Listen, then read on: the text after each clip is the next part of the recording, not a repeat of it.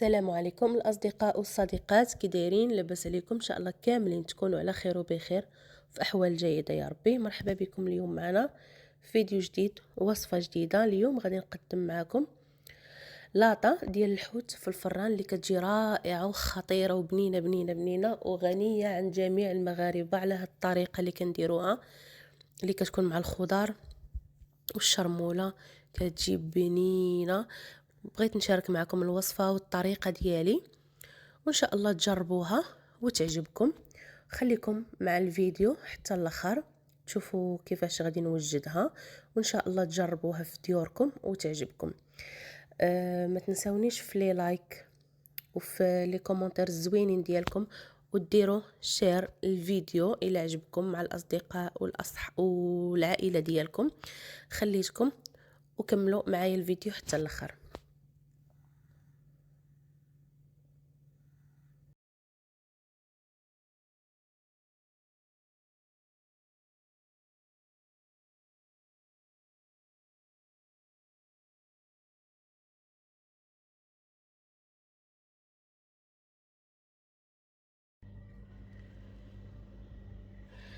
دابا غادي نبدا نصايب معكم في الحوته. هنا عندي حوته كبيره كما كتشوفوا. اي حوت كتبغيوه ديروه. انا عندي هاد الحوته اللي بتوفر عندنا هنايا صراحه لذيذ وزوين، سميتو الشعري. ما عارفاش انا في المغرب بالضبط شنو تيقولوا ليه. حليتها بهاد الطريقه كما كتشوفوا. الراجل اللي تينظفها خديتها من كارفور. الراجل اللي كينظفها تتقول له فتحها ليا بحال هكايا، لان كما شفتوا هي كبيره. ودابا غادي ندوزو باش نصايبوا ليها الشرموله. بالنسبه للشرموله كنحتاجو الربيع، واحد الكميه اللي كتكون مزيانه باش كيعطي المذاق زوين. كنحتاجو العطريه، وما نكثرش من العطريه باش ما كتقتلش لينا داك المذاق ديال الحوت. هنا شوفوا عندي ورقه سيدنا موسى، عندي شويه ديال البزار، شويه الكمون، شويه ديال السكينجبير ما نكثروش، التحميره، وهنايا الكركم. الناس اللي عندهم المهراز ديال الحديد راه من الاحسن تدقوا فيه الشرموله، انا ما عنديش. دابا غنديروا الملحه، كثروش. عندي 3 الفصوص ديال الثوم،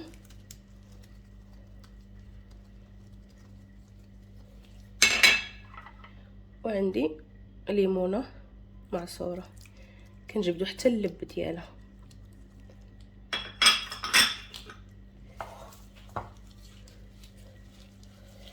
نحركو مزيان. شتي كنزيد واحد شويه ديال مطيشه الحك، غير شويه كما كتشوفوا، غير باش كتعطينا المذاق واللون. اصلا حنا مطيشه الحك مازال غادي نستعملوها شويه مع المطيشه العاديه على حساب الصوص. غادي نزيد الزيت، واحد الكميه ديال زيت الزيتون، ما غاديش ندير الزيت العاديه ديال الطياب.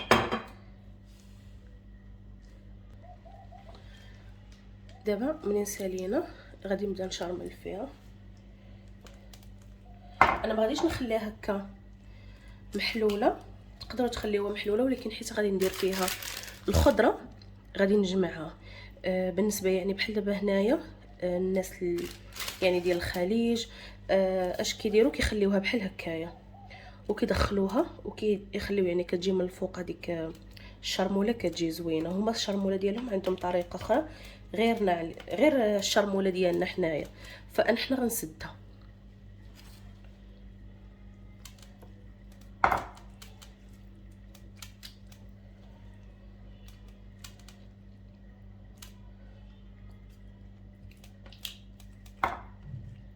كنعطيها التشرميله مزيان باش كتشرب كتجي بنينه من الداخل.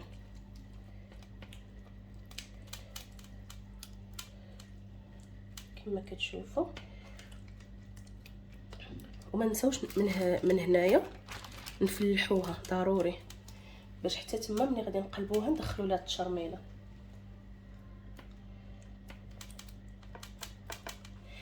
صافي دابا تنخليوها على جنب وكنوجدوا ليها الصوص، كنوجدوا ليها الخضره اللي باغيين نرافقوا معاها. وكنخليوها نيت. من الاحسن انها كتشرب شويه هذيك الشرموله، يعني ماشي نطيبوها. اللي مزروب يقدر يطيب هذاك الساعه، انا غادي نخليها واحد نص ساعه ترتاح.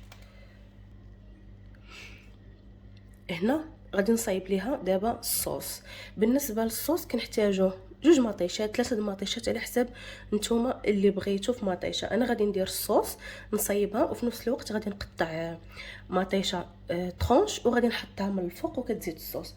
شوفوا هنايا معايا الشرموله اللي شاطت غادي نزيدها.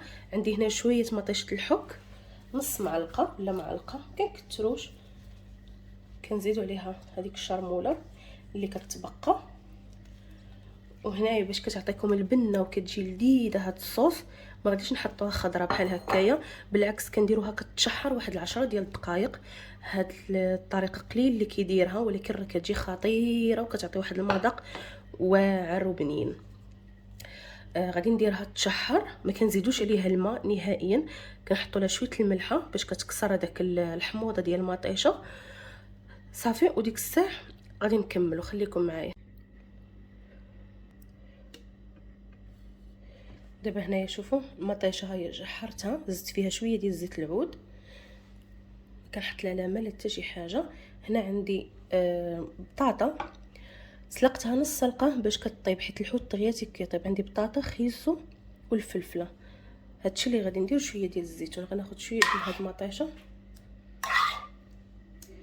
نحطو هنا وكنخلطهم. كنحركوا ديك البطاطا غير بشويه باش ما كتهرش، وكنبداو كنستفو هكا شويه بشويه.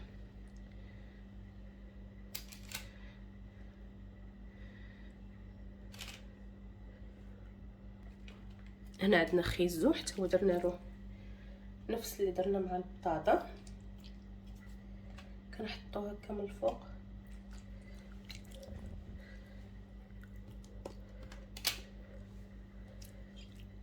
كنخلي لما درناش ليهم هكا شويه ديال الشرموله كيبقاو بايضين،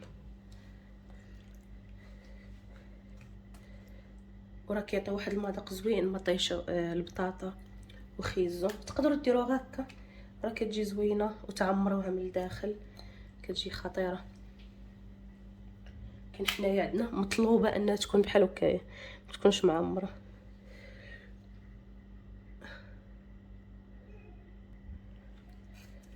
كما كتشوفوا هاد المطيشه غنديرها هكا من الفوق. راني فلحت الحوته من الداخل ودخلت ليها مطيشه وحتى من التحت.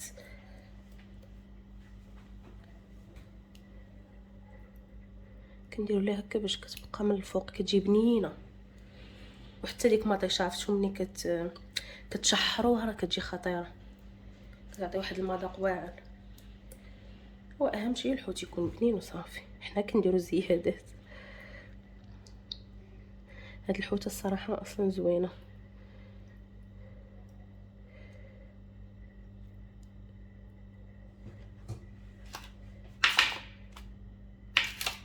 دابا هنا عندي الفلفله نفس العمليه درت ليها. حطيت شويه ديال الفلافل حتى كتعطي المذاق زوين، وملي كطيب كتجي خطيره.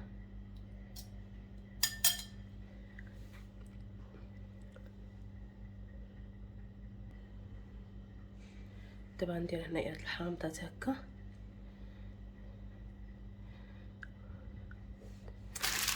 داكشي رائع. كي جيتكم زوين ولا مزوينش؟ صراحه كتجي الحوت هكا زوين. ما ديوش على صوتي، انا مريضه غير قبلوا تنصح. دابا كنكونوا مشعلين الفران، كنغطيوها بالبابي وكنديرهم فوقها بابي الومنيوم وتنغطيوها. الا شفتوها يعني اللي كيبغيو، بالنسبه للناس اللي كيبغيو شويه الصوص اكثر غادي تقدروا تزيدوا شويه الماء، مقيطه ديال الماء يعني في الجناب، وكتخليوها كطيب كتجي خطيره. صافي وكتدخلوا الفران تيكون سخون مزيان على اقوى حراره عندكم. صافي وكتدخلوها ماكسيموم 35 دقيقه راه طايب، لان الحوت راه دغيا تيطيب. ما غننساش ندير الزويتينات، الزيتون كيجي بنين فيه، كنحطهم عشوائيين.